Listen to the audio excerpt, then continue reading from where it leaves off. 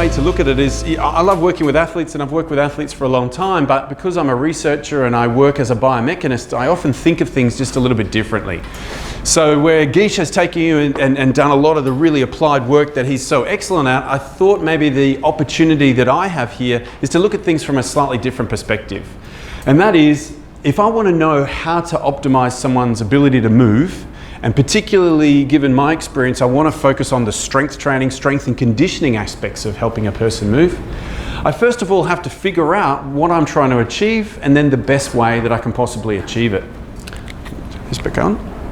So, for example, an engineer will use nuts and bolts and metal and motors to build whatever they're trying to build. And if you know that you're trying to run incredibly quickly, you can't see it, incredibly quickly, you can design effectively a robot animal that will do it. You think about the leg lengths, the springs that are necessary, and everything that it needs to do to run well, and you can build that. Of course, we're trying to do something very similar with humans, aren't we? Except for the fact that we don't build them with nuts and bolts, we have to build a human.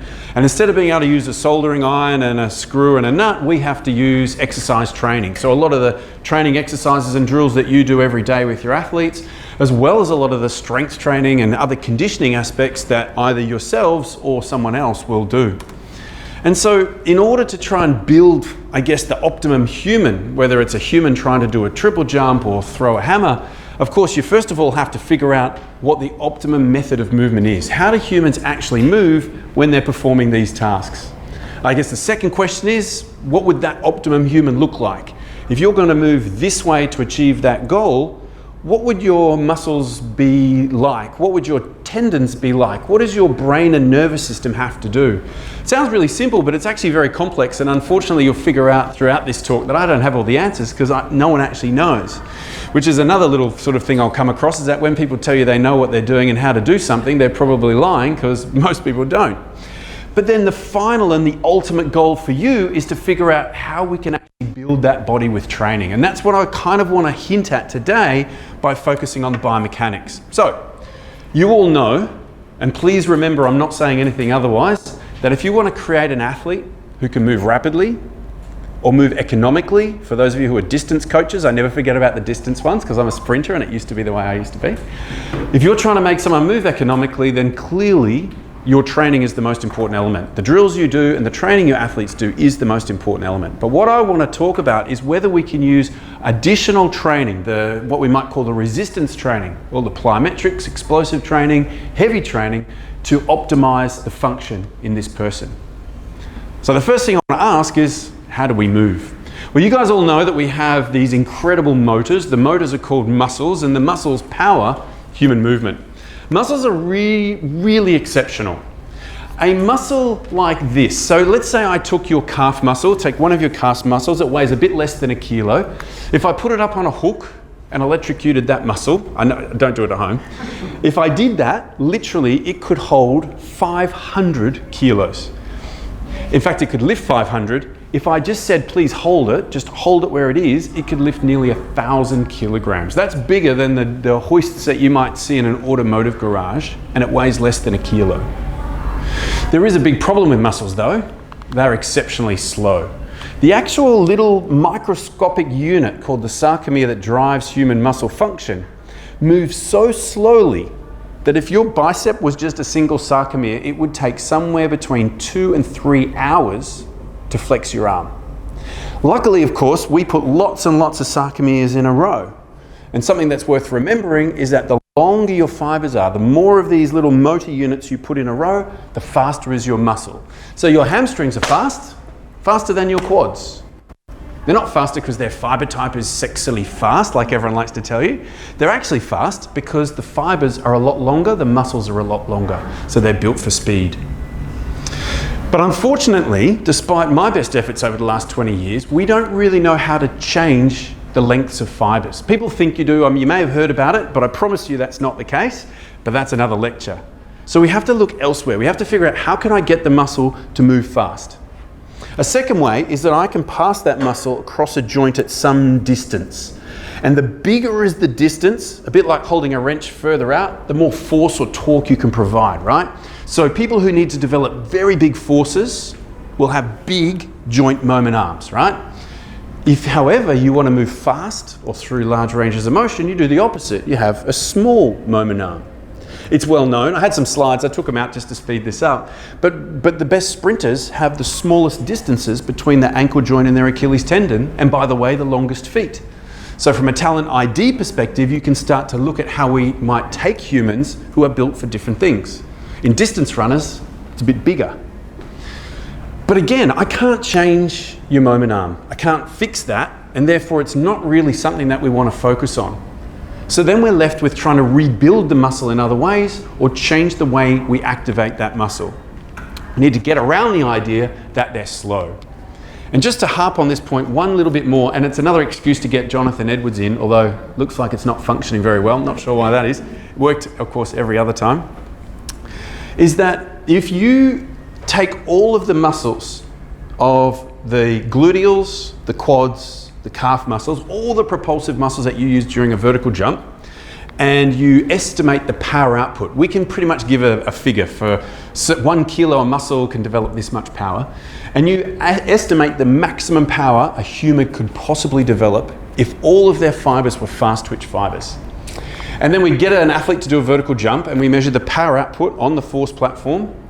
That power output is double what the muscle can possibly provide. So 50% of the power you provide during just a vertical jump is coming from somewhere that we don't really know. In fact, muscles are so slow and so poor at developing power that when we do anything really, really fast, our muscles cannot produce force at these speeds. Because the faster I move a muscle, shorten a muscle, the weaker it is, the less force it provides. That's why you can lift something really heavy slowly, but you can't lift heavy things fast. It's called the force-velocity relationship. And if you follow it right to its end point, where force is 0, that shortening speed of muscle is still too slow to do this.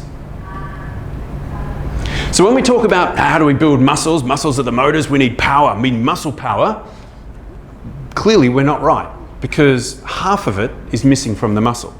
So the question then becomes, how is it that we're actually doing high-speed movements if our muscles are not capable of doing that for us? And this comes back to our sort of biomechanics 101 that my students absolutely love because they all love mathematics and there's a little bit of maths in here for the fun of it. The first thing we can do is choose a very unique movement pattern. Now, in almost every single thing that you do in your daily life, from lifting an object to walking upstairs to standing out of a chair, we use a simultaneous joint extension. So basically, if I'm sitting here, both joints will move at the same time. This is what we do when we push something. So because biomechanists are inherently a little bit thick like me, we call this a push-like pattern, nothing sexy. And the good thing about push-like patterns, and for some of you this may be worth thought, is that if all of the joints are extending at the same time, all of the muscle forces add up, so the total muscle force, the total joint torques, is very high. So if you want to lift something heavy, you use a push-like movement pattern where all of your joints extend simultaneously. So if you've got a little kid and the shot is very, very heavy, it's okay to use a push where everything moves at the same time. So if you want force, you push. Actually, it's not as useful to you, but just about a bit of fun, push-like patterns are also accurate. That's why in darts we use a push, simultaneous joint extension, and we use that in a lot of sports as well. The problem with most daily activities where we have simultaneous joint extensions, this push-like movement pattern, is that we are highly limited by the speed of muscle, and muscles are crap. So we have to come up with a new way to move. Of course, you already know how we might change what we do in the gym from push-like stuff to another movement pattern. That movement pattern is called a throw-like pattern. And you all know what a throw does. I've put these here. I know it's a bit hard. I don't know if you've got the printouts. Did you manage to print some of these out? No. So I can send these PDFs to you so you don't have to copy down absolutely everything. But what you can see here is the start of a throw. And then what happens in the next bit is the feet and the body are moving forwards. Which makes sense because you want to throw forwards, right? But the arm is not moving forwards. Might seem a little bit stupid, but if you want to throw forwards, the first thing you do is move backwards. So you move the ball backwards while you're moving forward. But the thing is that later on in the throw, once you stop moving forward, then the arm comes through. So there is a delay, a sequential pattern. So instead of simultaneous, we have sequential pattern. And anytime we throw, we have one part move, then the next part, and then the final part. So we have this distribution down the chain. So if you're a moving chain, a kinetic chain, this throw-like pattern has a sequence down the kinetic chain from what we call proximal, that's the stuff right near you, that's proximal to you, to the stuff that's at a distance to you, distal. So proximo, distal, timing. Okay, this is how you throw a fast punch, it's how you throw a fast ball, it's how you kick. This is an expert thrower, and what I'm trying to, yep, and I knew this would freeze because I even did it in training, in practice. Here we have motion analysis, just locking onto the hips, the shoulder, and then all the way down the kinetic chain to the ball. And what I wanted to show you, if the had to work properly, which it does in my lecture but not here, is get to a point where you end up with something like this. At the release of the ball, the velocities of all of my segments are quite low, yet my hand is high. So at the start of the throw, I apply a force against the ground applies an equal and opposite force back at me, so I move, right? But I'm moving slowly, about 1 meter per second. But then I block. And so then my upper arm comes through, and my upper arm might reach 6 meters per second. But then it stops. And now this part comes through. This part might reach 15 or 18 meters per second. By the time I released the ball, in this image it got to about 22, but of course that was a slow throw. You can of course throw at something like 40 meters per second. So there's people out there throwing at 160 kilometers an hour, despite the fact that our muscles are exceptionally slow. And the reason they can do it is that they've used this throw-like movement pattern. Anytime you want to move fast, you use a throw, not a push.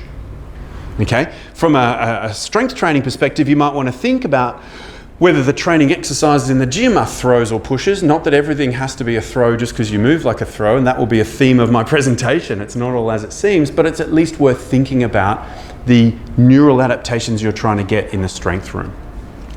Right, so there's two reasons why the throw is really good. What I call the textbook reason, because you see it in every biomechanics text, and then maybe the real reason, which you don't really see, but is most important to this presentation. The first reason is pure physics.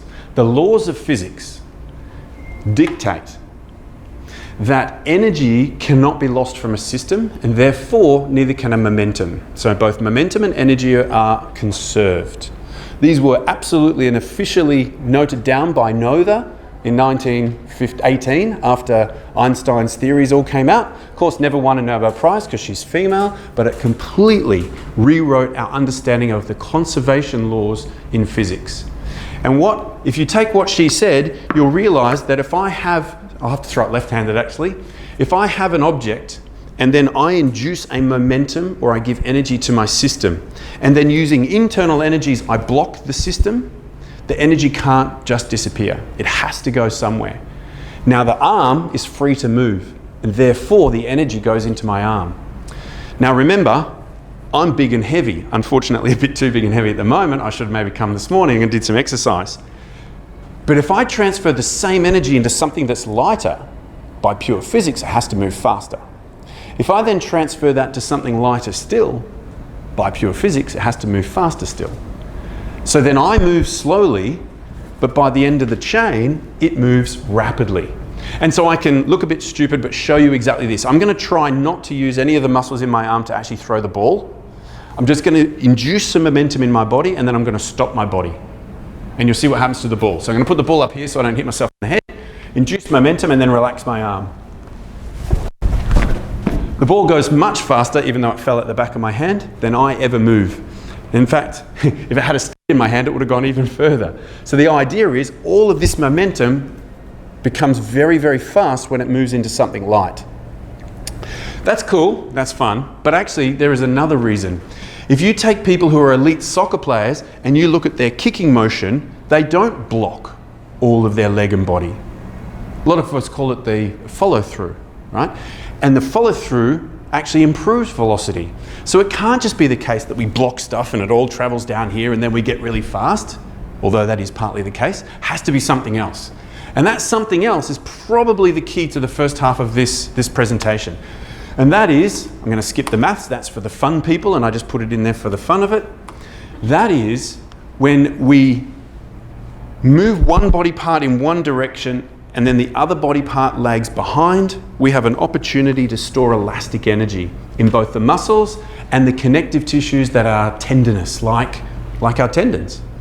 And so, for example, here in the kick, you would draw your leg backwards, and then one body part starts moving forward before the other body part. So because there's a separation in timing, we now have extension at the knee. And if the muscle is active, that tendon stretches.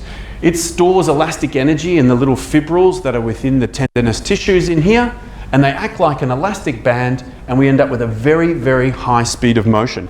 And this is really easy to show because if I get you to do 2 experiments, the first experiment is to hold your hand up. Can you click your fingers, by the way? You can click your fingers? Okay. So, do you know, by the way, the sound isn't from this bit. The sound is a percussion as you hit here. So the clicking of the finger is a drum, and the only way to get it to work is to hit there as hard as you possibly can. To hit there hard, we do that. All right? Now I want you to do something. Get ready to click your fingers. Take your thumb away. Now do it. You can't click your fingers, right? In other words, muscles are so slow that you can't click your fingers. So what do? Well, we put a latch or a catch mechanism here. We develop force of these muscles down here. Believe it or not, your muscles are down here. And then these big long finger tendons get stretched, store a huge amount of energy, and then when we let it go, we get a high-speed action that's much faster than muscle could ever deliver. And you could see this because here's a muscle. By the way, your sexy diamond-shaped calf muscles, you know, really fast fibered muscles. That's pretty poor. Whereas an elastic object, infinitely quick. In other words, if we can take the very slow work done by muscles and we then give it to something like this, we can then get it back out at the next step of the process much faster. Out of all the things we do in the human body, the one thing we haven't managed to do is get power out of nowhere, like I said we had to. Now, nowhere in the whole muscle contraction and force generation process, through the moment arms or anything else, the power you've got is the power you've got until you put it into something else. Put it into a battery, like a tendon, and then get it out later. And when you get it out later, you get it out at a much higher speed, but also even a much higher power. You can more than double the power output of a muscle in normal human movements by storing it first in an elastic tendon. And this is what throw-like patterns do. In fact, if you have just a squat jump, so imagine you're standing here, so this is not a stretch, shorten, cycle jump, just a pure squat jump, right? By the way, question, if I'm going to go from here to here in my jump, do I use a push pattern or a throw pattern? Hands up if you think push. Hands up if you think throw. Hands up if you've got 2 broken arms and couldn't put a hand up. No? Actually, this is exactly what my students say. And I remind you, the goal of a vertical jump is to jump high. To jump high, you need speed. Every time we need speed, which pattern do we want to use? Throw. Even a static jump is a throw. What happens is my hips move first, then my knee, and only right at the end do I get massive plantar flexion at the ankle. Of course, the ankle develops the highest power output of any of my joints. It's a small muscle. How does it do it? Well, several ways. One, it transfers the energy down the limb. In other words, the more I do here, the more I can get out of here. Strength and conditioning tip number 2, to get power out of a joint, you often need to improve other joints. But the second thing is that I'm able to pass all this energy through a very long Achilles tendon and, by the way, a plantar surface of my foot. And you can see this if we put motion analysis cameras around someone like you see on the video avatar stuff. By the way, that was developed by sports scientists, not by movies. If you put that around someone and then put an ultrasound imaging device where the muscles meet the tendon here, you can then actually figure out what the muscle and the tendon are doing separately from each other. And I've just drawn a picture here in the early part of the static jump, not counter movement. So we start here. Of course, the first is hip, then knee. So if you look at the total length of my whole muscle tendon unit, it's not really doing anything from here to here because my ankle is not really changing. So the whole length of the muscle tendon unit isn't really changing. But actually something is happening, because as my hip is pushing up, remember equal and opposite, something else is going down. My legs must be going down. They're not. Why not? Because my muscles are really active right now. So instead of me crumbling into the ground under the weight of my glutes, they actually stay where they are, the muscles activate, and as soon as the muscles activate and apply force, my tendons stretch. So that's what's happening here. Even though the whole muscle tendon unit down at my ankle isn't changing early in the jump, my muscle is shortening. It's doing it pretty slowly. It's taking some time because muscles are pretty slow. My tendon is stretching, storing elastic energy. Now, the very final part of the jump, the highest speed phase of the jump itself, where if you're an S&C expert, you're thinking we need high speed movement training, the muscle is almost isometric. The speed of this is almost exclusively from the recoil of the tendinous tissue, and the slope of this line, which is the speed of it, is more than twice the speed the muscle ever got to, the slope of that line. In other words, the muscle was able to do relatively slow work, but then when that work, that energy was released, it was released rapidly. And this allows us to jump really high. So even when there's no stretch shorten cycle, even if you're just in the gym doing a concentric bench press, elastic recoil is a key component. Now, if you can do that in just a pushing, looking like movement, imagine what happens when you're jumping, bounding, sprinting, and jogging, where we store and release elastic energy a lot. Here's some examples. So this is a javelin throw. So you can see the penultimate step. So she has a huge amount, hopefully, of horizontal momentum. She is a mass. She's moving at a high velocity. This is why the run-up in javelin is so important, and high jump, in javelin, high jump, and these things. You need the initial energy. She then slows this part of herself down, and of course, the energy then has to go somewhere else. At the same time, you'll see that because the hips rotate before the arm, she stores a huge amount of elastic energy through here. Have a look at the shoulder. That's elastic energy storage. Can't see so much here at the hand and fingers. Remember, the hand and fingers have got phenomenal tendons, so they're the best bit. And then at release, now you start to see less movement here, but almost all of the movement is the hand and arm from here to here. And by the way, I don't know if you can quite see it, look at the flexion on the finger now. So now we've got the fingers back here. So in the javelin, as this part comes forward, that then loads the hands and fingers. So now the hands and fingers with these big long tendons are now loaded and sprung, ready to go. And then of course, even though the body itself doesn't move, in fact, between the hand being here and being way over here, that recoil all happened. Have a look at the yellow person behind. She has basically stopped dead in the delivery stride, and her energy has all gone into her finger and then into the javelin. Now, don't worry about the angle of attack right now. It's a little bit out, okay? It's not perfect, but the actual delivery has all the hallmarks of an optimum throw-like pattern where the most distal segment has been really well stretched and is contributing a huge amount to the power of the javelin. And just to zoom in on a little bit more, you can hopefully see better that incredible stretch through here that she's been able to get. Some of you know Krauser, Gadina, these guys. They're good. Not just because they're strong. Have a look. Oh, it's really hard because I had to get these off videos. But hopefully you can see the hand, arm, and then whoop, down here. Incredible stretch. John Gadina, look at the fingers. The fingers are spreading and they're right back here. These guys were brilliant at storing the energy to give. So while the young little girl might have used a push-like pattern because the shot is really heavy, these guys and girls who are at the same level are throwing the shot. This is a foot. It looks like someone walking. It's not actually someone walking. It's someone storing energy in the foot. This guy can do it pretty well. I don't know if you can see. That's Usain Bolt's foot when he runs. So he's doing exactly the same when he runs. In other words, if I was to sort of take a strength and conditioning type of approach here, I'd start to think about the importance of the distal link in the chain.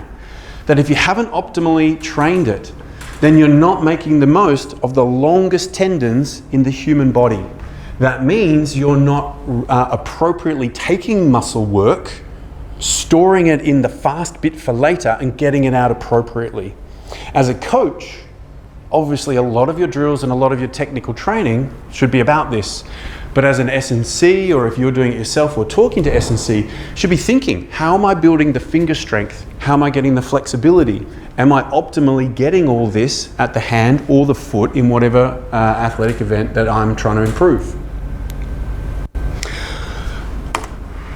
I was going to delete this slide. I think I've made my point. But this is the power output in the different parts of a system during maximal sprinting and highly trained sprinters. And I just love it because this is, again, more Australian research. We really do lead the world in a lot of the research in this area.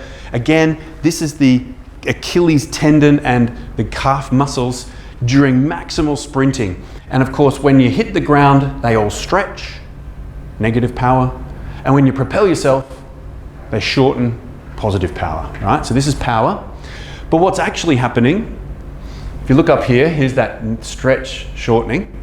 But now this dotted line tells you what the muscle fibers were doing. Notice the muscle fibers are barely stretching at all. This is power, not distance, but the power is low. And actually, well before the whole muscle tendon unit, this is from here, it starts producing positive power and propulsion. Well before that, the muscle is already producing its positive power. Not very much, by the way, because remember, muscles aren't that powerful, but it's producing it early. And that energy from the muscle is being loaded into the tendon. And here's what happens to the tendon. Big negative power as it stretches, big positive power, and just a little bit of extra power coming from the muscle gives you the total power. You can see here, the muscle never beats about 30% of the power output in that joint. So 60 or 70% of the power output at the ankle in top speed running is coming from the recoil of tendons. By the way, for those of you who do coach in the longer events, you can see Gebre Selassie here. Well, it's reasonably good. You can see that his leg acts like a spring. You can see that the foot compresses, flexes, the toes flex, and then he gets a recoil off. He compresses the spring using the landing, so actually landing is really important. You land and compress the spring, and by the time his leg, which is a spring, wants to recoil, he's passed over it. So when it naturally recoils, it recoils backwards and helps to propel him forwards. And in fact, this springiness is so important that more than half the energy of jogging, running, comes from the storage and release of elastic energy.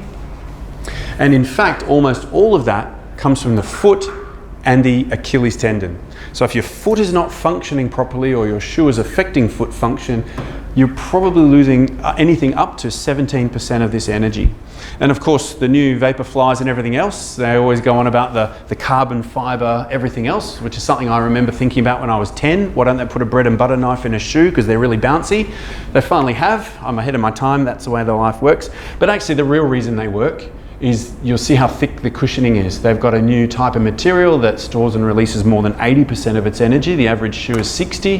Adidas have one that's just over 70. Nike got one that's well into the 80s. And then they can make it really, really thick.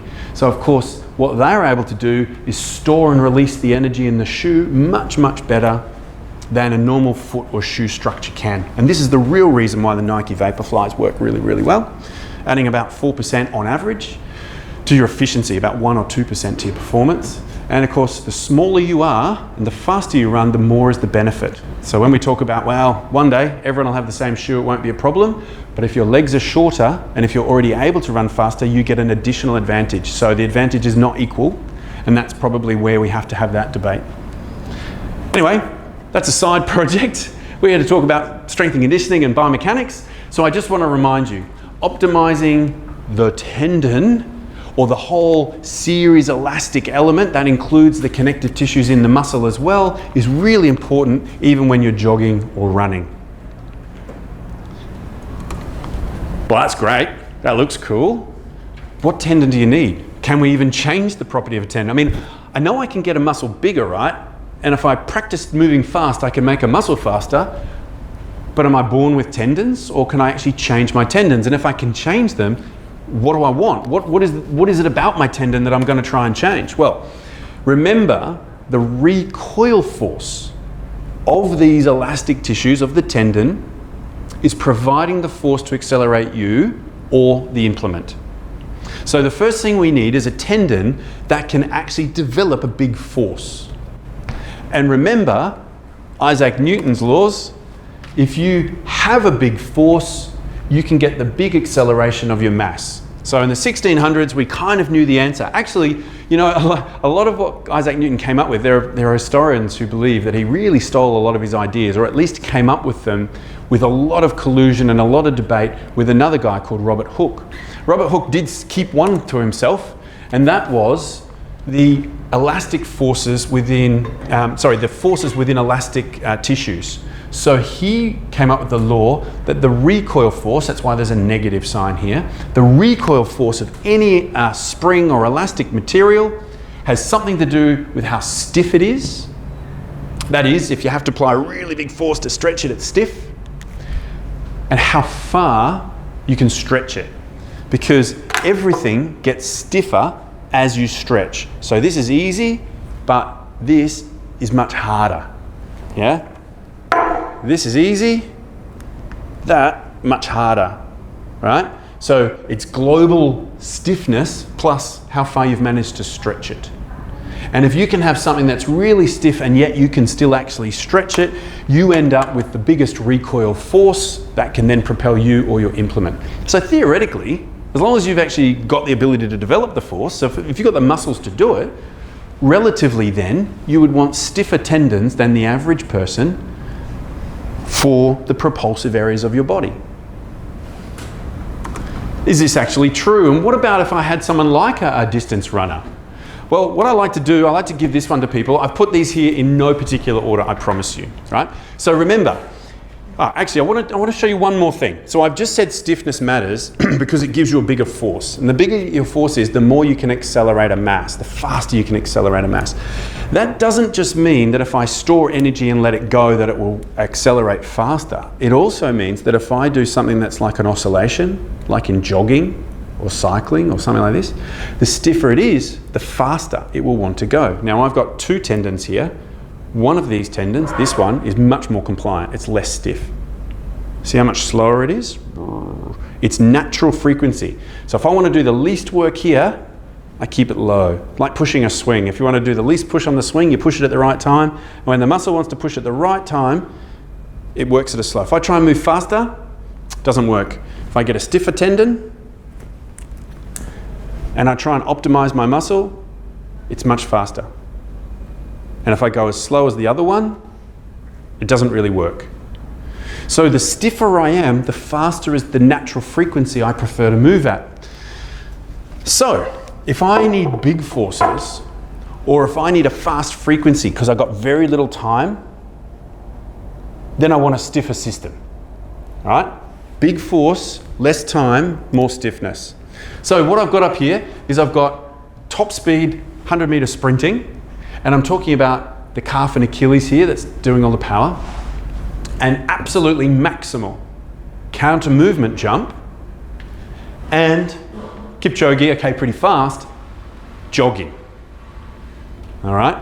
In your own mind, I want you to think, what are the peak forces and how much time on average do I have to apply forces in these sorts of movements? All right? Because obviously if you need a bigger force in a short time, we want a stiffer system. So if we want to know who needs to be stiffest or least stiff, that's a way of looking at it. So having a look at these. Hands up if you think that the stiffest or the biggest force in the least time is produced in maximal sprinting. No one. Are you just scared because you think you might be wrong? It's not a trick question, by the way. Okay, maximal counter movement jumping. Excellent. Jogging. Jogging, pff, it's not power at all, is it? Right, of course. Okay, that's really interesting. So, the peak vertical ground reaction force in top speed sprinting can be over 2,000 newtons. Your body weight for a female sprinter would already be 600 newtons, and for a male could be 800 newtons already. But this is somewhere between 2.5 times their body weight in force. And of course, an elite sprinter would be around about 0.1 of a second, a tenth of a second on the ground, give or take a few hundredths. Maximal counter movement jumping, actually a little bit less force. Here's the thing, in a counter movement, you start producing force about here. And you're going down, down, down, and you have to get all the way up to here. And even if you're really good, it still takes 0.4 of a second. Relatively very slow. Jogging, right? The peak ground reaction force can be around 1800 newtons, the same as the vertical jump, believe it or not. That's the peak force, and yet the ground contact time in runners is usually somewhere between about 0.18 and 0.25, somewhere around here. So just actually by doing the biomechanical assessments, instead of guessing, we might figure that this person here needs to be the stiffest.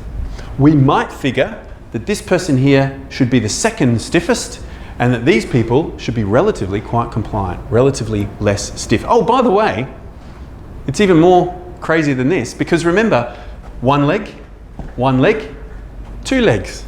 So each leg, 900 newtons, and you got 0.4 of a second. Yeah? I just wanted some bit of clarification on the 3, because the word Kipchoge, the jogging, which you call it jogging. I call it jogging deliberately to fool you, yeah. Yeah, not in that. I'm sprinting at his pace, yeah.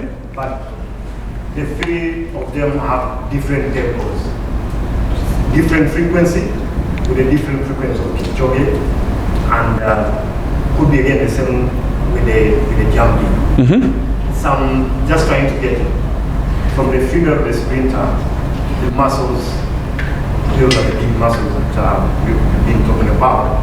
Then with the long distance, which is Kipchoge, that is small ones which I've been trying to. So how, because I'm trying to look at the length with the jogging or the Kipchoge side, the length and frequency is completely different from... Exactly right.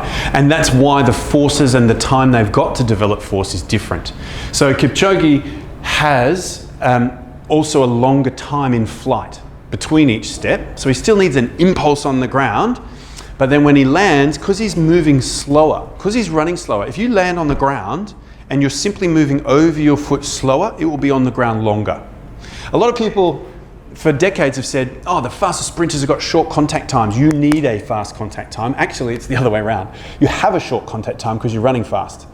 Don't get me wrong, if you overstride or you have, rear mechanics, and all that, there are lots of technical issues that also prolong it that aren't good. But typically, if you're running at 10 meters a second, your contact time has to be short because you're over your foot. Yeah? But you still need to get in the air to the next step. So you need to provide a big vertical force to get you into the next step, and you've only got a small time to do it. Whereas a distance runner is moving slower. So they're on the ground for longer. They still need a fair bit of impulse to propel them to the next step. But because they've got more time to do it, they don't need a really, really big force to do it. Vertical jumping is a very large range of motion. So you've got a long time to develop your impulse. So your peak force can be a lot lower, but you spread it over a long time, develop a big impulse, and you can still jump high. Ultimately, the counter movement jump is one of the slowest human movements that we do. Even doing a cycle test is faster than that. Because if you just go 60 revs per minute on a bike, which is pretty slow for a lot of us, you're still producing your propulsive phase for only about 0.3 of a second. So actually, counter movement jump is really slow. And you might want to think about that when we're using it as a test. Now, today's is not about testing of athletes, but there are a lot of issues around the counter movement jump to squat jump ratio when you're trying to assess stretch shortened cycle performance, because in fact, the best jumpers and sprinters literally should have nearly no ratio, because they should be so stiff that they can't do this very well, because both data from humans and modeling studies show that people who have more compliance in their tendon have a much better counter movement jump relative to their squat jump. So being less stiff is really good for that. So if you're really good at it, maybe you're not built for this. And if you're trying to build this, but you've got good this, you're in trouble. By the way, you can still jump high.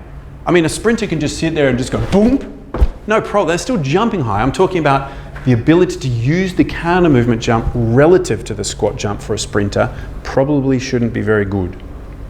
There was a girl we tested in Sweden not long ago, she was ranked 4th in the world at the time, and her ratio was 1.03. In other words, her counter movement jump was basically the same as her squat jump, and we were like, yes, beauty, we've got it.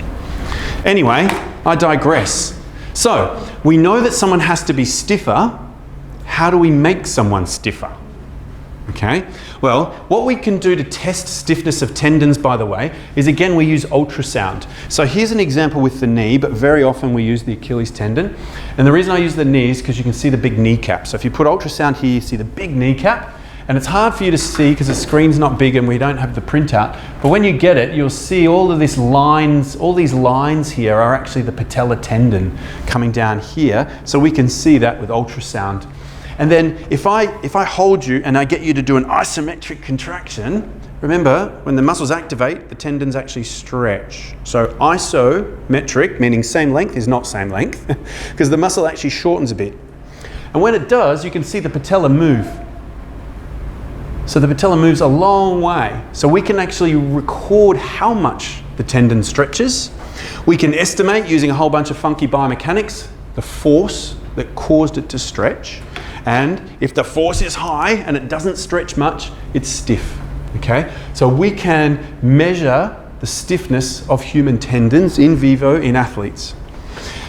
Many years ago, a guy in Germany, Diamantis Arampatsis, produced these data. Now remember our theory. I'll throw out the vertical jumper because that's not a track and field event, right?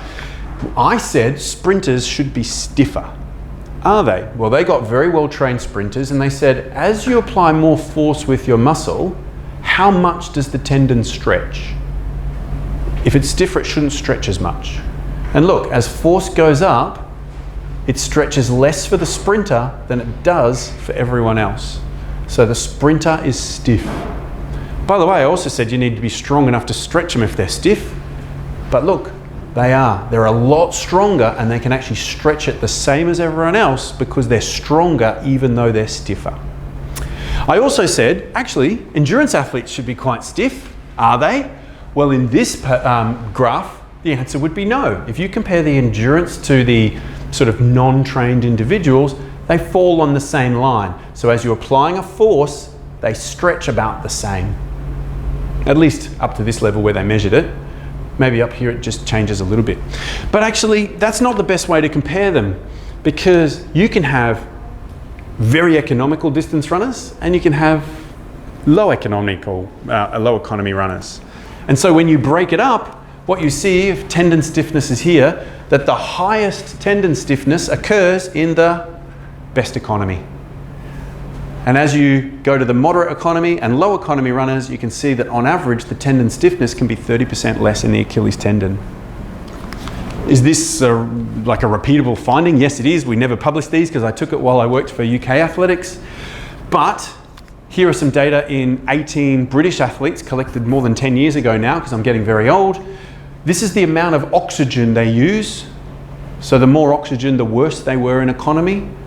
Lowest tendon stiffnesses. Less oxygen use, so better economy, highest stiffnesses. And by the way, those people also have the strongest muscles. These people also have the weakest muscles. And there is an interaction between them that's more complicated than we can talk about here. But ultimately, the most economical distance runners seem to always be stiffest Achilles tendons and the force to develop against it. And lots of other studies have been done. Lots of other studies, including the same German group who just did isometric training and nothing else and found that running economy improved by 4% and it was highly correlated with the changes in the tendon stiffness over time. Canadian group done the same thing. Change in stiffness over time versus the change in economy over time, again, highly related. So, you know, correlation, causation, but when we just keep seeing the same data, you start to wonder if this is probably about reasonable. Okay, great. So sprinters and somewhat your distance runners need to have stiff tendons. Yeah, maybe probably find your long jumpers and triple jumpers and stuff very much so. And I'm really focusing on the Achilles tendon here, by the way. So how do we do it? Well, in the papers that I'll send you, I just put this slide like this. This is just the names and authors of two very good review papers on the topic of how training influences tendon stiffness, and I put them here because these groups are groups that I actually trust, so you can read them if you want to. But I'll just show you one lot of data that was a pooling of lots and lots of studies done on the patellar tendon at the knee and the Achilles tendon at the ankle. And what you see here is over a period of training, if nothing happens, the dot would be here. Of course, if you train with heavy strength training, your strength goes up. So these are all the changes in strength. But so does the stiffness of the patellar tendon and the Achilles tendon. So if you do even several weeks of heavy strength training, the tendons become much stiffer. And heavy strength training seems to be the #1 way to increase tendon stiffness. Take-home message. If you think about specificity of training for high-speed movement, you would always think you should move fast. But if you think about how a human moves, in fact, all animals on Earth move, these relationships are seen across animal species, you start to realize that there are certain adaptations that we would like, but maybe moving with heavy loads, and therefore slow, might actually be the best way to get that adaptation. So you don't just throw everything out because it doesn't look right. There might be real benefits to speed by moving heavy. I guess the next question for the distance people is, well, that's great, but then does that mean that things like strength training would improve running economy? Because if they improve tendon stiffness, they should. And I've already said there's one study that clearly related the two together. But well before that, there were already these studies. This is from a French research group showing that training that really revolved around leg press, half squat, calf raise, but done heavy. You're looking at 3 sets to 5 sets of 3 to 5 reps. So we're not talking about fatiguing, hypertrophy, bodybuilding training. We're talking about a few reps in a few sets at almost maximal loads, which a lot of you probably use anyway, caused an increase in the running velocity at VO2 max. In other words, they were faster when they were running at a certain amount of oxygen. They used less energy to run. And by the way, they could bound higher in a hopping test. In another study in Norway, for example, this one simply used like half squats, literally half squats, again, really heavy, sets of 4. So you're starting to see a theme here, in athletes at least, that the group that did the heavy weight training obviously got stronger, their rate of force development went up, but the energy cost of running came down. So they used less energy to run. Oh, and the time that they could run at their maximal aerobic speed increased nearly 20%. So they obviously felt better as well as being more economical. So these are repeatable findings. I'm just showing you 2 papers, but there are many more than these papers. Yeah? What were those? I've got squats. What were the other 2 exercises? So in the first one, they did quite a plethora of exercises. They used a leg press, a half squat, a calf raise. I gave myself a note here. What were they? Oh no, that's basically it. That was for a couple of months. They did a couple of mesocycles, 14 weeks this one was. This one was much shorter. I think it was only 8 weeks, and they only used a half squat. And still got really, because obviously their theory was when you're landing on the ground, you're in this position. So if we can get a lot stronger in this position, maybe something will benefit from that. So that's great. One of the things that those review papers showed, though, was that heavy strength training is much better than plyometrics for stiffening the tendons. And you know, we always think of plyometrics making us elastic. So if plyometrics training is not as effective at training the tendon, what is it doing, and could this improve performance? Well, I'm not even going to bother showing you the effects of plyometric training on speed, power, and jumping, because I think you're all pretty clear that it works, right? But I thought it might be interesting to at least look at what happens to the system when we train it with plyos, and then whether it might improve things like distance running performance, for example.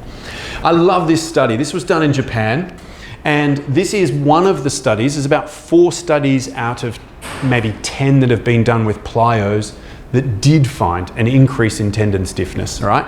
And they think they found the increase in tendon stiffness probably because they were doing quite intense drop jump plyos rather than, you know, little bounces and hops and all that other stuff like in some studies. And they did it for a couple of months, and then their test was a drop jump. So they had to bounce as fast and as hard as they possibly could, and they had all the motion analysis, and they had the ultrasound imaging to look at tendons and muscles and everything else. And this is what they found. Before training, here's just an example. The ankle joint has to do this hard, because remember, the ankle joint is the highest power output of any jump. Before training, when they landed, the ankle kind of flexed quickly, but took a long time to extend. This asymmetry means they're not behaving like an elastic object. A bouncing ball, for example, would have perfect symmetry. After training, symmetry, a bouncing ball. In other words, by doing the plyometric training, their neuromuscular system was able to then use a strategy that was more like a bouncing ball. That was associated with the peak velocities of the ankle being higher, but more importantly, remember the tendon got stiffer, and to stretch a stiffer tendon you need more force. Before, you see that they land quite rapidly, but they have this period where they can't develop much force, probably neural inhibition, not doing very well, and then they have to use muscle work, a very slow propulsion out of it. But after training, they land, they develop much greater peak force, and then they're off it quicker. And again, much better symmetry. This symmetry in a drop jump is a really good way to look at whether someone is capable of moving in an elastic manner. Well, that's great. We've got bigger forces. We've got better ankle extension. What caused it? Is it because the muscles were now trained so well that they could develop more power? Well, here's what happened to the actual fascicles or fibers within the muscles. Before training, just as you land, believe it or not, the fibers just shorten a little bit because they're not very, they sort of start getting active. So they just shorten a bit. But mostly the fibers, the muscles stretch and then they shorten. Sounds reasonable, right? It's a stretch shortening cycle. Actually, the best stretch shortening cycles don't have muscle stretch. The best stretch shortening cycles have the muscle operating almost isometrically. And after training, the muscle just shortens on impact as we expect, just to take up slack in the system. And then look, almost no length change for the entire drop jump. No stretch of the muscle at all. And then just at the end, it does a little bit more work to help propel you. In other words, the improvement with plyometric training didn't come because the muscle developed more power. It came because the muscle was able to hold isometrically rather than yielding and losing energy. And that means you can produce a much bigger force. So if we got better power output and the muscle didn't give it, what gave it? Well, here's the tendon stretch and slower recoil because it's less stiff and it was less stretched. Remember, the recoil force is stiffness and how far you stretch it.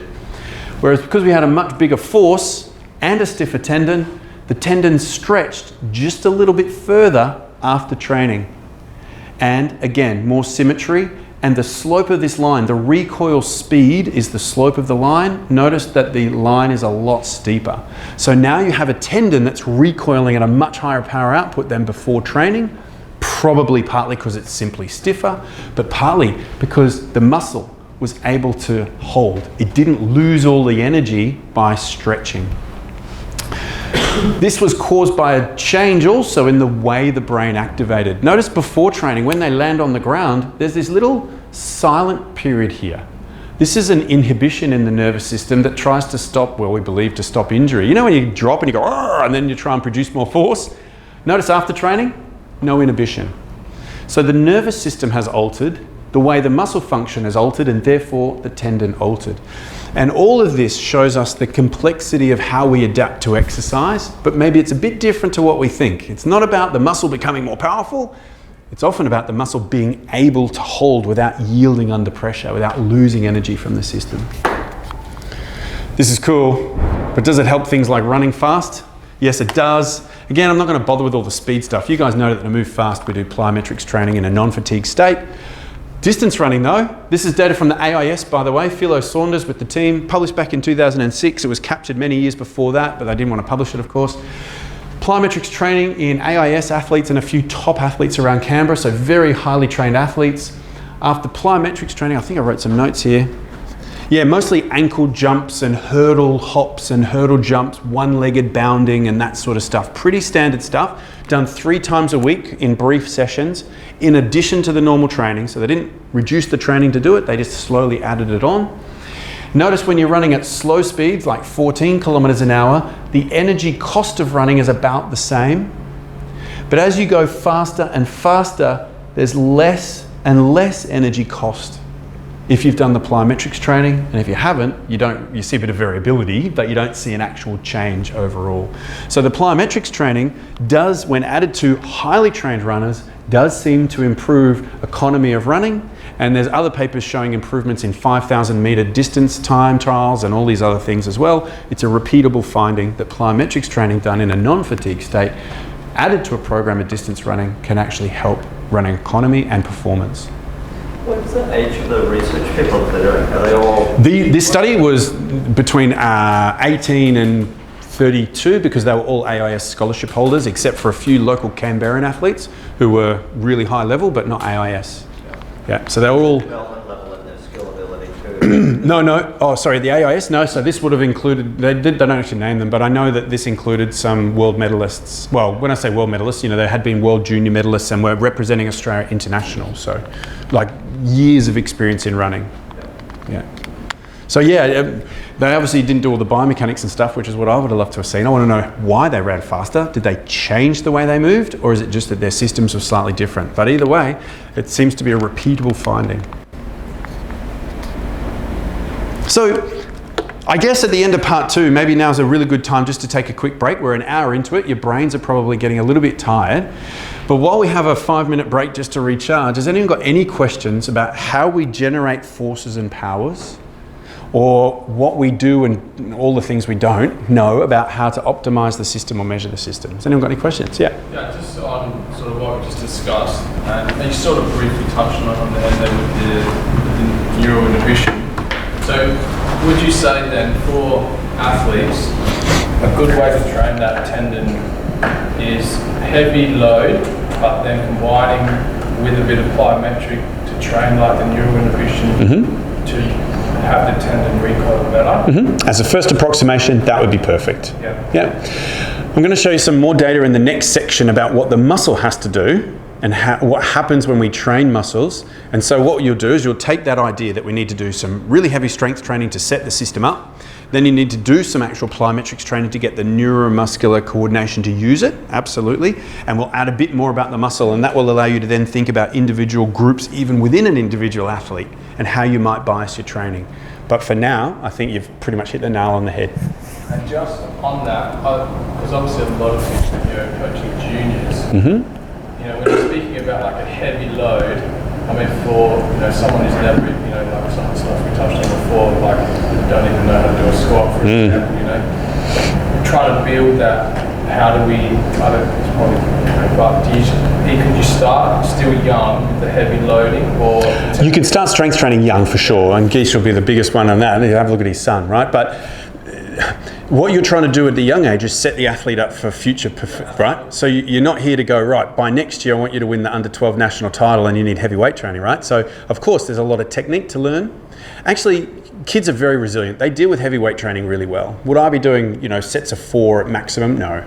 I'd be teaching him how to deadlift and squat. I'd be teaching him how to bench press, teaching him how to do maybe even one leg variations every once in a while.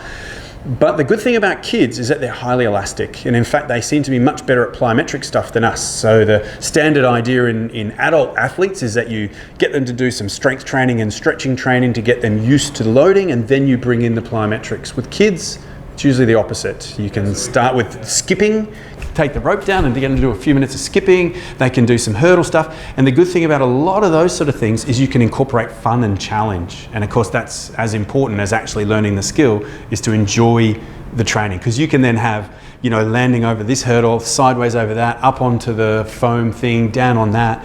Once they get good at it, you can have games and competitions and this sort of thing. Meanwhile, they're doing plyometrics training, and it works really, really well. Yeah, so in answer to your question, I probably wouldn't be doing really, really heavy loads with young kids. Do you think though, even like as a junior, like doing this plyometrics and then introducing them like this into like the beginning weight training would be a heavy enough load to induce some of that stiffness? Yes. So one study that I haven't put up here that we published quite a few years ago now, we took kids, this is back when I lived in the United, well actually I left my PhD student in the UK when I moved to Perth, and she finished the study. And what we did with those kids is we got them in for a science day at the university, and we did a whole bunch of Achilles tendon stiffness testing. And what we did then was give them calf raises on a leg press, because that's not, you know, complex multi-joint balance stuff, that's just sit there and do this. And so we could go quite heavy. To be fair, we still just did sets of 10. So we wanted to keep it really standard for the scientific experiment. And over 10 weeks, twice a week of calf strength training, they improved tendon stiffness by 35%. And this is interesting because kids don't really gain muscle mass that well. And so one hypothesis is you wouldn't gain tendon either, but their cross-sectional area improved, and we think that cross-sectional area is more important for injury prevention than it is for any other functional status, because it spreads the load out basically. Yes. And so the stiffness seemed to have a lot to do with that. It also had a lot to do with the maturing of the tendon. So the tendon seemed to become more mature more rapidly with the loading. And so, yeah, tendons can adapt in kids. Movement patterns can definitely adapt in kids. I would definitely be doing fun plyometric-based stuff. And if you wanted to do heavy-ish stuff, keep it to really simple movements like a calf raise. But for the rest of it, I think you've got a few years of developing technique and enjoyment and range of motion before anything else. Yeah, but someone else might have a different opinion. Please feel free to disagree with me. Well, no, that's like at the school I'm at, we do nothing more than body weights. Mm-hmm. Like I've got a 17-year-old son that runs nationals and so forth, and it's in the same program, and he's done zero weights other than body weights. Mm-hmm. There are sprinters, we would do some weights. Mm-hmm. Yeah, I mean, I started at 13 but for fun, but believe it or not, I was a shot putter when I was a kid. And I obviously had to start doing weights because everyone else was benching 100 kilos and had beards when I was competing at 16, and I clearly didn't, you know. But to be honest, yeah, even doing the calisthenic bodyweight stuff, the other thing we've got to remember about children is previous injury is the best predictor of future injury. And you all know that we all hear about kids and, you know, and sitting too long and playing on their games. It means they're not swinging off stuff. They're not frog leaping. They're not push-upping. They're not doing basic movement patterns, which means a lot of their support structures and everything else are not being developed. So if they then come through and do all the hard training an athlete needs to do, they don't have what we oldies had, and therefore they're more likely to get injured or break down earlier. And so by doing calisthenic stuff, that can be a really good thing for a lot of these kids early, and particularly early in their career, to make sure all the stabilizers and other support muscles are actually functioning well and strong. Yeah. Can you define the age group of kid, please? Yeah, good idea. So I mean, ultimately kids from the age of 4 and 5 can start doing some sort of resistive type exercises because it's actually really safe as long as they know what they're doing and their technique is good. I'm talking about once you're getting kids into early high school and they're 13s and 14s and they start to really want to do well, and they start, if it's probably still too early based on the research and based on my opinion as an athlete who burnt out, but I would still get them to do many sports. But often by 13, 14, they do narrow and start to want to be really good at a sport. And if track and field is it, and they feel awesome because they're doing gym as well, which a lot of kids don't do, and everything else, that's absolutely fine. So when I'm talking about 13s, 14s, 15s, definitely the plyos and the proper weight training could be introduced by that age. If they're calisthenics, that's still good, because what you're doing is you're learning movement patterns, especially if you can add into the calisthenics things like the one-legged stuff to help pelvic stability and knee stability and all that, as well as doing the standard calisthenics. Yeah. So the argument we have is around growth plates. No, that's the biggest fallacy in strength training folklore. There was potentially in the 1970s, there was a single doctor who reported a growth plate breakage in a kid who was doing heavy weight training. It's never been seen again. All the research shows that the bones develop very strong, the joints develop stronger, that kids do weight training with lower injury risk than us. And I have to admit that to get those numbers, I go to the people who are far more expert than me, who do research and do a lot of training in children and do all that. And I probably can't stress enough how I mean, talk to Greg Huff about it, right? Don't do strength training in kids, and he literally will hit the roof. Yeah, it's a really unfortunate story that has no basis in reality. But that doesn't mean you train them really. I mean, for a start, they're playing Aussie rules. They're going to break a leg much more in Aussie rules, and that risks growth plates far more than weight training does, and yet you don't mind them playing Aussie rules. So you choose. It's like saying I'm scared of sharks, but I drive to the beach. I'll have a think about which one's likely to kill you the most. But that doesn't mean I'm saying that because I believe weight training is safe and effective in kids. I think it should always be well instructed, it should always be supervised, it should be very progressive, and by progressive I'm talking about over years, not just over weeks, and that sort of thing. It's really, really important at that age. I think I just on that as well, I think the training age is a big one. Yeah. How long they've been training. Yeah. It doesn't matter whether they're 13 or 15, but if a 15-year-old's been training for 6 months, Yeah. a 13-year-old's Yeah. been training for 2 years. And you get the 18-year-old and all of a sudden you want to train them properly, but they don't have 3 years in the gym doing the basic stuff, then that's very different kettle of fish. Yeah. So is there a question at the back before? Same one. All right. Well, I know we just talked a lot, but because we started a little bit late, I might just push on a little bit because the next bit really does relate to the last bit. I've got 5 sections. The last 2 sections, we can go as slow as we like. I think the first 3 sections are the real crux of what I wanted to get across to you. So let's get on with this one. I've just been going on and on and on, as I do, about the importance of elastic energy storage and reuse, recoil, and that particularly the tendons are critical in moving with speed and also economy or efficiency. But of course, the muscles are ultimately the drivers of human movement. Now, they might have a lower peak power output than the whole system does, and they certainly move at shortening speeds that are much slower than the whole system, but it doesn't mean they're not crucial, and it doesn't mean that optimizing the muscle isn't important. For example, let's see if this one works. So this is a new tendon today, so I haven't checked whether it's actually going to work. So if I have a muscle and my muscle is going to do work on this system, but it's putting the work through an elastic tendon, and here is my limb that I'm trying to move. Now, if my muscle develops force quite slowly, you can see that the work of my muscle is about the same as the work done on the limb. Now, if I do the same thing, but I can develop force faster, notice that the ultimate velocity here is greater. And the reason is because it takes time for energy to get from A to B, and therefore, as I'm accelerating at one end, it's storing energy until the energy rises sufficiently here to accelerate the object. If I do this very slowly, there is still a time delay, but relative to the movement time, it's short. Even if I have the same time delay, if I do that, because the time of which I'm producing force is shorter, you end up seeing visually the delay. In other words, the faster the muscle can develop a force, the more opportunity it has, or the more ability it has to stretch the series elastic elements. Now, a lot of that is actually mathematical. It's very hard to prove in humans. But the question then becomes, how do I get more force, but more importantly, more rapid force from a muscle? Well, many years ago, it was shown that if you ask someone to do a knee extension when it holds them isometrically and you record how much force they can produce over time, it might look like this. And then if you do heavy weight training on your knee extensors, your nervous system activates faster, you see more of that EMG, that muscle activity, and the force not only peaks higher, so you're stronger after weight training, but if you move back in time, you can see that the force is almost always higher. So even less than 0.2 of a second after the onset of force, after heavy weight training, you could have produced more force.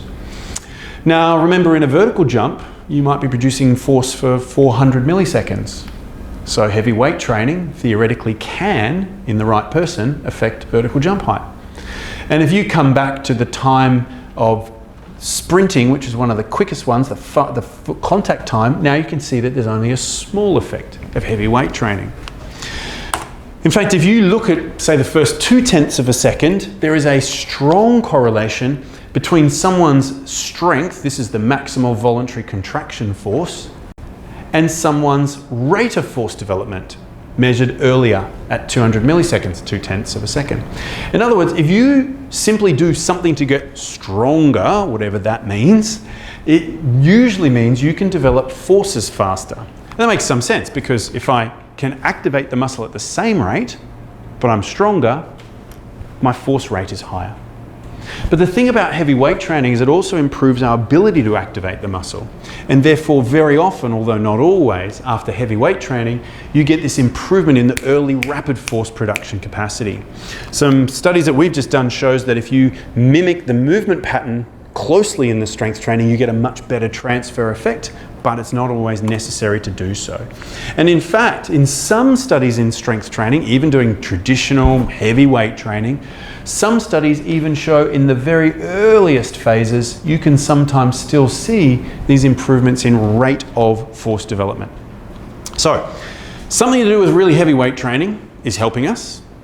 Probably, of course, just being stronger shifts the curve up. But of course, you also learn to activate the muscle. But there is a slightly better way to improve your rate of force development than just heavy weight training. And that is to try to develop force fast. Turns out you learn a lot of things in life. One of them is to develop rapid forces. So here is a brief voluntary contraction. Actually, it was in the dorsiflexor, the tibialis anterior muscle. And what they did is they trained them for 12 weeks doing rapid, brief, loaded contractions. 30% of maximum force, basically practicing explosive weight training, but just of this muscle here. And then they measured the rate of force, and you can see after training, the force is faster. Don't worry about the peak force, but the rate is slower here than it is here. And why? Well, they stuck wires into the muscle to record the electrical signals from single muscle fibers or single motor units, groups of fibers. And the asterisks here highlight a single muscle motor unit that they can pick out of all the stuff. And so this is the same motor unit firing at the onset of a quick contraction. Notice there's two in a hurry, and then there's a little bit more delay. After training, if you try and do something similar, you can see that motor units start firing much closer together. These types of experiments, this was done published in 1998, it was done in the mid-90s, and now we have really cool techniques where you don't have to stick wires into muscles, and we see exactly the same thing, that if you practice developing fast forces, you learn to activate your motor units at incredibly high firing rates, particularly at the start of the contraction. And in fact, where in a maximal contraction, you might normally get about 40 or 50 pulses a second in a muscle, you can train the early bit to be 200 pulses per second. So practicing high speed movement is really effective for improving the rate of force development of muscle. So if you are doing heavy weight training, there may still be a benefit to at least trying to move the weight as fast as you possibly can. There are other ways to make the muscle faster. You've heard of fiber type. I always poo-poo fiber type because it's actually nowhere near as important or as significant as people say. But actually it does have a meaningful influence. Yeah, it's not the reason your hamstrings are much faster than your quads. Even your calf muscles, which have got a lot of fast twitch, are really slow, right? So it's not that. But it is true that muscles that have, actually don't worry about the left-hand side, it's just the same data but flipped. If you have a muscle that has lots more fast twitch fibers, it has a faster rate of force development. If you have muscles with fewer fast twitch fibers, they have slower rates of force development. If you do sprint training in a non-fatigue state, you can get some of these fast twitch fibers to shift from slower twitch up towards faster twitch. You can shift your motor unit type, but only by a little bit. Most of it is genetically predetermined. High-speed stuff like plyometrics training can sometimes also get some of these fast twitch fibers and get more of them. So non-fatigued, very high-speed training can slightly shift your fiber type. What about strength training? Well, it doesn't really shift your fiber type. In fact, if you do really fatiguing stuff, it can shift it slower. But what strength training seems to be able to do, particularly if you don't let yourself get too fatigued, is it can prioritatively increase the size of your fast twitch fibers. So particularly if you don't mind having some muscle mass, like the butt of a sprinter, or if you're a thrower, you don't really mind having extra muscle mass, you can do very heavy weight training and the size of your fast twitch fibers increases much more rapidly in the first few months than would your slow twitch. So if you're doing relatively non-fatiguing heavy weight training, you can prioritize hypertrophy of the fast twitch. And just a correlation that hasn't really, no, I don't think anyone's even tried to retest it, but it's only a little bit of data, but the people who shifted it more, got biggest fast twitch fibers, took less time to develop a force. People who didn't really get so much took more time to develop a force. So there seems to be some relationship. So plyometrics and pure speed training is really important because even though genetics is your primary determinant of fiber type, you can shift it just a little bit. Strength training tends not to unless you fatigue a lot, then if anything it makes you slower. But what it can do is hypertrophy, particularly the fast twitch motor units. And therefore, relatively you have more fast relative to your mass. But here's something else that I think will be really interesting to you, and it comes back to a point you made before. This is a study where people have done plyometrics training and then taken a muscle biopsy, taken out the single fibers and tested how much force or how fast they can shorten when they're under different loads. And it's a little bit hard, so I'm going to have to just point a few things out. Basically what they wanted to know is how fast you could, it would shorten under greater and greater loads. The dotted line is before plyometrics training. And at 0 load, so the absolute best shortening speed was here. After training, it's up. Force, the peak force didn't change much. You can't really see it, but actually these two all end at the same time, same point.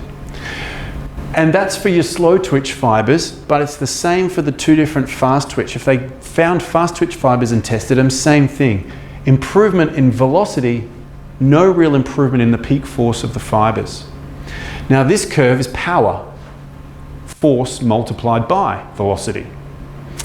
Clearly power improved because velocity improved, right? So force and velocity are important, and velocity goes up, so does power. But notice at light loads, you can see quite a significant improvement down here in power. Of course, there's also improvement in power at heavy forces. I'm not saying plyometrics can only improve fiber power at light loads. It just happens to be very good at it. A different group previous to that had done this exact same experiment but with heavyweight training. And have a look what heavyweight training did to the speed and force of the fibers. Again, really hard for you to see. So I'm just going to point out the force was here before training, the force here after training. The velocity here before training, here after training. That's for slow twitch. The same thing happened with the different fiber types. Notice that power still went up, but it went up because force went up, not because velocity went up. And notice early on you see less improvement down in this region here. And if anything, the peak power shifts slightly towards heavier loads. So if you have a muscle or muscle group, or if your sport requires you to produce big power outputs under heavy load and therefore slower velocity conditions, you can see that at the fiber level, there can be a benefit to the heavier, slower stuff. If you've got to perform at very high velocities under lighter loads, you can see that the fast stuff like your plyometrics can actually change your fibers. So even if you don't get hypertrophy and even if you don't get a shift, lots of things are happening in the fibers to affect their function. And this allows you to target muscle groups. Seems pretty simple, right? So if in sprinting we do this, maybe a little bit more weight training, but you're still moving really fast. If you're a hammer thrower where you're in this power position and there's a huge load on the body, maybe you need more of the heavyweight training and less of, not none, but less of the plyometric, for example. But the complexity comes if you take someone like a triple jumper. So they're producing huge forces after landing from a much greater height than in other events. And they're then having to produce massive forces but at high speeds. But remember, under these conditions, the muscles themselves are basically isometric. So remember, even though the big speed is coming from down here, if you're a triple jumper, there may be a benefit to the heavier stuff because that allows you to cope with bigger loads and still develop some power against them. And so we come to this idea that to optimize a human system, you can even go joint by joint and optimize each joint for a given outcome. That might not be what you do to the 10-year-old, but it's certainly what you can do to the 22-year-old. And I know, of course, because I was old enough to be around Jonathan Edwards' time, that one of the big things he changed to minimize injury and improve performance was his heavy weight training. Heavy weight training. He was a phenomenon. He could actually clean, 180. He only weighs, I don't know what it was, 72 kilos or something, and he was cleaning 180. For a triple jumper, I think that's pretty impressive. He used to have a really heavy squat, didn't mind doing 200 kilo squats or half squats at 200 kilos. Again, trying to improve this, and we can talk about that a bit later on. So we all know we have to move fast and move efficiently, but it is true that forms of heavy strength training could be used to optimize the contractile component in many ways. You also have to combine this with other stuff like speed and or plyometrics training, and you'll have to bias this depending on what the outcome is of your system. And this is where periodization and changes in programming and individualization of your programs becomes a real key. Might do, particularly if it's a work producing muscle, like the proximal muscles in shoulders, pecs, back, glutes, rather than the force transfer and elastic bits like the distal parts. And we kind of now have this idea of some of the adaptations we might want to look for. But there are some other things about how muscle can actually shorten rapidly that we're only now starting to learn about that start to give us clues as to some ways we might train. And the reason why I want to go through this quickly is two reasons. One, we really don't know anything about it. And our university is some of the first to start studying this stuff. And the results aren't out yet. The second reason is I just wanted to really get it in there so that in the next few years, if you start hearing about this stuff, you've at least got some notes. Or you might want to talk about it later or have some other presentation at some future date. And all I want to remind you though, is that when muscles do work, when they shorten against a force, we always think of muscles just doing this, and they don't do that. They actually warp and rotate. And so here you have, very poor video again, so I think it's once it got connected to this, because on the computer it looks really nice. But what I'm going to try to do is remind you that if you have an ultrasound imaging device coming into the muscle, and this is your lateral thigh muscle, vastus lateralis, and underneath it, deep to it, is another muscle, vastus intermedius, and this is your bone. And what this is meant to be showing you is that the fibers are actually doing this. They're doing rowing strokes. They're not just shortening, they're actually getting forced to rotation by all the pressure within the muscles. So muscles warp and rotate, they don't just shorten, okay? And in fact, you can even see that the bone goes down. Obviously this is the skin and the ultrasound's on it, so it looks stationary, but really in reality it's the skin going up. But you can see the muscle bulges as it rotates. And this means that the length change, and therefore the velocity of the muscle, is much faster than the length change and velocity at the fiber level. So it means that the fibers can shorten a certain amount or at a shortened speed, but because they also rotate, they kind of pull the muscle even further. This is a bit like you on your bike, right? Riding down a hill, where if you put it in a high gear, you don't have to push the pedal as far to go. So when you're in a high gear, you can go really fast. And because of this rotation, the muscle can work in a high gear. It can develop fast shortening against these loads. And in fact, muscles are super intelligent. If the load is relatively low, which is when we often want to move fast, it will rotate a huge amount. So it'll operate at a high gear, just like a high gear in a car or on your bike. But if you're going up a hill and you want to operate in a low gear, muscle does the same. If the force is high, it will rotate less and operate at a lower gear. So muscles are super intelligent. What we want, of course, in almost every athletic event, regardless of anything, is we always want it in the highest gear that it can efficiently work in, because we theoretically want to move as fast as we can under whatever loading conditions we have. How do we do that? Well, this is the bit that I just want to go quickly on because it's really the overall conclusion that matters. First of all, if I do heavyweight training, the fibers tend to increase their angle. That allows more fibers to attach onto my tendon. I'm therefore stronger. Your big muscles have big angles.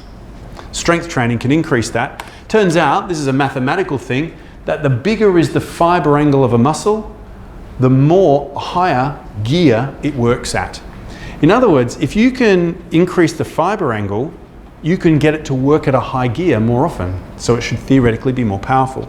And we didn't know this until recently, but it matches a lot of the findings in the last 20 years that when we did heavy strength training and got this increase in pronation, sometimes we didn't always see that it was correlated with the maximum strength, but we often found it was correlated with the power output of the muscle, and it didn't make a lot of sense. Now it kind of does. It's increasing the force, but it's also increasing the speed. By the way, it's not just the muscle itself, it's the connective tissues. You probably hear more and more and more about connective tissues and fascia and all that cool, sexy stuff. Tendons are connective tissues, so I guess I'm a fan too. Turns out that if you operate without much force at all, you always operate at a nice high gear. But if you load the muscle, it will of course work in a lower gear, a bit like a truck going up a hill. But remember I said as an athlete, even against a heavy load, you'd like to work at a high gear if you can. You want to move as fast as you can. Well, in this case, they cut some of the most important connective tissues, a bit more, and a lot. And every time they cut them, they lost the ability to work in a high gear. In other words, what we call the aponeurosis, the big connective tissue that all your fibers insert onto, seems to be really, really important. The stiffer is your aponeurosis, the higher the gear we can operate in, the faster the muscle should theoretically be. We actually think that strength training is stiffening a lot of these connective tissues and that might be contributing to muscle function. But even just getting bigger muscles, so if you're a thrower and you want to be able to operate under high loads but still move fast and you're allowed to get muscles bigger, well, here's an MRI after strength training, and here is the big aponeurosis onto which all the fibers connect. It actually got longer after weight training, partly because just hypertrophy stretches it. Why is this important? Well, if you have an elastic sheet, if I just stretch the elastic sheet, it's easy. So it's very compliant, it's not very stiff. But if I stretch outwards and then try and do this, it's really hard. Because to do this, I need the ends to come in. And if I don't let the ends come in, it's really hard to stretch. In other words, once you hypertrophy, it not only stretches everything this way, but it makes it stiffer in this direction too. And again, it just goes to show that if you stretch the big connective tissue bit, it makes it harder in this direction. So the more you stretch it sideways, the stiffer it is long ways. That transfers more force, but it also seems to be vital for this rotation effect in the muscle. What also affects rotation of the muscle? Pressure. If you can fill your muscle fibers with things like water, they will be under greater pressure, they rotate more. Heavy weight training does this. You know, for a week after weight training, even when there's no soreness, you actually have more water sitting in your muscles. That improves this rotation ability. By the way, a lot of us warm up before we do stuff because increases in muscle temperature is the #1 way to improve muscle power output. 1 degree can improve power by more than 5%. It's not hard in a warm-up to improve by 2 degrees, by the way. That's a lot of performance enhancement. Those of you who've heard of the stuff called PAP, post-activation potentiation, it's not actually PAP, it's mostly explicable by warm-up. But muscle fibers also swell when we warm up because we produce lots of metabolites. That draws water into the muscle. That improves the stiffness and improves the rotation of muscle fibers. By the way, muscle fibers that have more water in them already produce a lot more force. So if you warm up, muscle fibers produce much more force just because of the water that flows into them. So water flow and temperature are real keys, and this is why warm-up is really essential. But what I want to sort of finish on is that there are even more factors here. This is a microscope of all of the connective tissues that surround the whole muscle, around bundles of muscle fibers, and even around individual muscle fibers. All of this collagen, all of this connective tissue is elastic, and its stiffness affects fiber rotation and force transmission. So how do we improve the stiffness and integrity of connective tissues even in the muscle? Turns out, heavy strength training is the best we know currently. Massive increase in the amount of collagen synthesis even within muscles to heavy weight training, and the early evidence is eccentric exercise can do this even better. In fact, you know when you do eccentric exercise and you get sore, and then the next time you don't get as sore? The major reason for that currently seems to be that the change in connective tissues, even after a single session, reduces the soreness. And these are just cool, sexy graphs that I put in there to make everything look good. And all I'm trying to remind you here is here's your collagen stuff outside of the cell. By the way, you also need to transfer force from inside your muscle cell to outside. That's what integrin does. So if you can have better collagen and better integrin, you can transfer force better. Eccentric exercise. This is the genes being switched on for collagen and integrins after eccentric exercise. There are a lot of... What is integrin? Yep. What is integrin? Integrin is a protein that takes the force from inside of the muscle fiber and delivers it to the connective tissues on the outside. So it comes from inside to outside, this big one here. And a couple of slides ago, the word I didn't know was Aponeurosis. So in the muscle, you have a big muscle that sits here like this, and notice you saw in the video that the fibers don't go all the way to the end of a muscle. In fact, they're inserting even within the muscle. They have to insert onto a really thick bit of the connective tissue, and instead of calling that the epimysium like you normally would, that thick bit is called the aponeurosis. It's like an extension of your tendon. So your tendon comes in and it doesn't just stop. It actually forms a sheet, and the fibers insert onto the sheet, not directly onto a tendon. And that's the aponeurosis, and it can get much thicker and stiffer with strength training. That's okay. So that quick walk through hopefully provided you with a lot of reasonable, not perfect, evidence that these are my thighs just a year ago,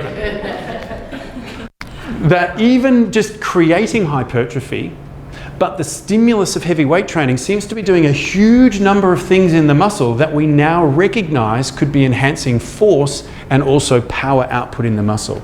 A muscle is more than just its fibers, it's how those fibers are connected to connective tissues and how they change dynamically during muscle contraction. We've got studies at ECU we're about to start one in eccentric training in the hamstrings. We're about to start one in another year's time on heavy strength training in the quadriceps, looking at all of these connective tissues and how it affects the dynamic muscle function, and hopefully we'll know more and more into the future. But maybe the take-home message is there seems to be a number of reasons why weight training is useful, even if it's not as movement pattern specific as you like. Which leads me on to my final thing. I'm a big fan of actually specificity of training, particularly in movement patterns. I mean, if you're coming out of the blocks and you're in this position here, I don't care how many quarter squats you do, it's really hard, one leg, to hold this and come out of a block. I had a guy run 6'6", what did he run? 6'8" for the 60 meters a few years ago, or quite a few years ago now. He came down from 7.02, and the only change we made was we gave him one-legged leg press where his cue was to use the hip to extend out to give him the power to come out of the blocks better. And he came out of the blocks so well, he broke the British record. That year he ran faster than Dwayne Chambers, who I'd already predicted to run slow because his hips were doing this when he took the potatoes. So he was always going to run slower on the drug because he lost his technique, right? Yeah, no one will know that because he never got to run. But it just reminds me that there are other reasons we do weight training. Here I am talking about the motors, the muscles, the nervous systems, and the tendons, and I just want to do one final thing here, is to remind you that we very often do weight training so that we can, I knew this would happen. I just love Jonathan Edwards, as you can tell. How you deal with those forces and your pelvis doesn't fly a lot. You watch anyone else do triple jump and they look painful. And the whole reason is because normally when we transfer force through a system, we don't hold it properly, and so we lose energy. And what Jonathan Edwards was able to do so well is keep everything in the perfect alignment that he didn't lose as much yes, he's stiff. So he doesn't do this, he doesn't waste the energy. But that's actually really difficult. I could pretty much choose any part of the body, your shoulder girdle, your hip, everything. I'll just choose the spine just because it's really quick and easy. 24 joints in your spine that have to all be controlled to keep everything in the right plane. If you put that out of plane, your brain reduces your muscle activation. So you are weaker as soon as you pop out of plane, any way you want. Look at all the muscles you have to have activated and strong in order to support the spine. There are a huge number of small and large muscles that do it. And so in order to practice holding that posture, you can put very high loads on the system. You could argue, if any of you have ever put a couple of 100 kilos even on a quarter squat, for me that's a lot of load, and you end up doing these ones. You're sort of dancing when you don't mean to dance. And that's your brain trying to figure out how to hold the posture. Over time, you learn. Another one is to do things like jumping and bounding, because the ground reaction force is high.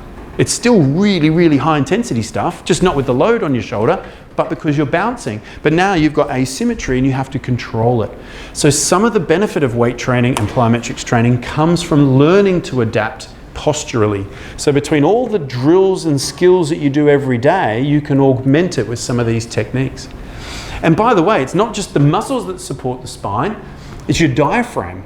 Your diaphragm has to be activated to create an intra-abdominal pressure. And this is just more Aussie research, just to produce Australian stuff, that if you stimulate the phrenic nerve, which causes your diaphragm to activate, and then you test how stiff your spine is, if you have this stiffness before activation and then make the diaphragm active, you're a lot stiffer. What's one way to get the diaphragm stiffer? Well, one way is inspiratory muscle training, which I know a lot of athletes use. Heavy weight training. Weightlifters have the thickest diaphragms I've ever seen. And that's partly because the diaphragmatic pressure, the intra-abdominal pressures, are so high and increase as loading increases. This is with a weight belt, which you probably won't use because obviously you don't use this in track and field. So you want to practice holding intra-abdominal pressure without it. But even in things like the bench press, you can get very high intra-abdominal pressures, and therefore there are adaptations that can be useful even in what look like non-specific movements. That doesn't mean you shouldn't train with specificity. If you just want to flex the trunk versus extend it, the way you activate to develop intra-abdominal pressure can change. So there is still some specificity. But I guess the take-home message is you can add heavy strength training, plyometrics and other stuff. Either, see this big pop out of the chest means he's got his intra-abdominal pressure really nice. For throwers, you can often do this sort of thing to actually contract here while you're having to extend. Swimmers do this type of thing quite a lot. Or you can try to replicate the movements if you really want to, holding intra-abdominal pressure. So you can use specific and non-specific tasks to try and improve stabilizers, and this would be true of the pelvis, the shoulder girdle and everything else. And there's only one thing I just want to remind you about right at the end, because I feel like all I've done is go on and on. You should do plyometrics and strength training, right? Of course, you know it's not that simple. I've tried to show you the subtleties of it. But I just want to remind you of one last cautionary note. And that is that if you do heavy weight training, you can increase muscle size. And without going into all the maths like my poor students, you can look at any animal on earth that's good at things like running, whether it's fast or efficient. The muscles are proximal, not distal.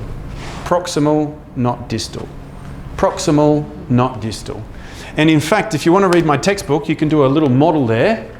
And what the model will show you is that if you just throw in some numbers and estimate the running speed of someone, and let's say you put in numbers and you get 8 meters a second in running speed. If all you did was reduce the mass of your limb by 5%, you would reduce the inertia, the load on the limb, and you would now run at 8.4. That's just in the last 60 meters of 100 meters, that would be 0.36 of a second. If you could develop the same forces and function the same, but had 5% less mass. What about if you had the same mass and all you did, because remember sprinters have high mass height, if you just lifted just 2 centimeters up the leg here, 2 centimeters up the leg here. By the way, we can selectively hypertrophy muscles. Just moving 2 centimeters up the leg, but the same mass, 8.27 meters per second rather than 8.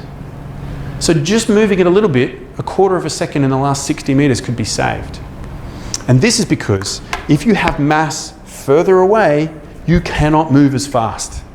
So while I'm here saying, yes, there may be a benefit to muscle mass, if you have to move faster efficiently, location matters. You only want it proximally. And of course, the more vertical you have to go, the less body weight you want in general. So some of you may have to be really thinking about how you can get a lot of this adaptation without putting on muscle mass. And that's a whole different presentation some other time. And these data are just to prove that sprinters, blue means bigger than average people.